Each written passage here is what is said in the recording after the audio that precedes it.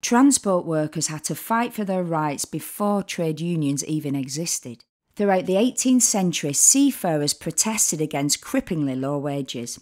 As protection from Royal Navy press gangs, northeastern seafarers demanded a National Seafarers Association. Protesting brutal punishments, sailors at Spithead off Portsmouth became the first workers in Britain to fly the red flag as a symbol of political revolt. The need for a maritime union was clear. A Seamen's Loyal Standard Association was founded when Combination Acts banning unions were eventually repealed. The seafarers' first trade union appeared in 1850, with 3 more in as many decades. In the same period, workers of the new railway industry joined the battle for representation. As rail networks spread, so did workers' unrest. The first recorded railway strikers were enginemen and firemen on Britain's first passenger railway, followed by labourers on the Great Western and then the Glasgow and Ayrshire railways. The first railway strike called by a named organisation was in 1848, the year of revolutions across Europe. Within a few years of each other, porters, goods guards, shunters, clerks and pointsmen had walked out on 3 major rail networks. Labour unrest fed demands for improved labour organisation. In London, 3 specialist worker societies formed within a year. These small organisations provided high-cost insurance for members who were sick or on strike, but sticking plasters weren't enough. Workers needed a lever for change. Workers from many rail companies met at the People's Hall in Holbeck, Leeds, demanding a rail workers' union. A week later, a 200-strong meeting launched the ASRS. Days later, the society held its first mass meeting. At the behest of the Great Western Railway's general manager, a fraction split from the ASRS to form a new craft union, ASLEF. Another craft union was founded for pointsmen and signalmen. To increase wages for skilled labour, craft unions divided skilled and unskilled workers. Rejecting this craft elitism, a general railway workers' union championed new unionism for semi-skilled and unskilled workers.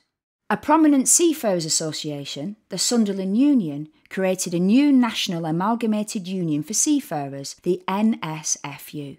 For rail bosses, trade unionism for clerical workers was a particular concern, since they had access to vital commercially confidential information. Nevertheless, clerks formed their first national association by the end of the 19th century.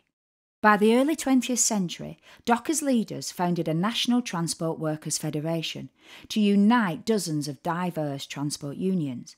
In 1911, Britain's first national rail strike brought 5 unions around a table to discuss greater unity. 3 merged to found Britain's first industrial union, the National Union of Railwaymen. The new NUR expanded further when a National Union of Railway Clerks joined their ranks. Seafarers opposed the leaders' cosy relationship with shipping bosses, formed a seamen's minority movement to revolutionise NSFU's policies, structures and leadership. Rival seafarers' unions were squeezed out by ship owners' powerful partnership with the NSFU, soon renamed as the National Union of Seamen. Many black trade union activists teamed up with the SMM to fight discrimination and racism in Britain's merchant navy, establishing a Colonial Seamen's Association. When NUS members were jailed for strike action in 1960, union militants launched a National Seamen's Reform movement in 1966, leading the first national seafarers' strike since 1911. 2 decades later, when NUS members took strike action against the P&O Shipping Company, a Tory government used the new anti-union laws to freeze union bank accounts, leaving the NUS facing financial ruin. After 167 workers lost their lives in Britain's worst post-war workplace disaster, North Sea energy workers formed an offshore industry liaison committee.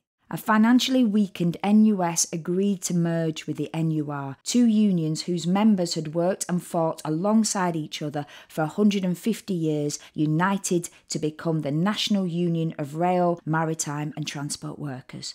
OILC was the most recent union to join. Today, the RMT is Britain's largest specialist transport union.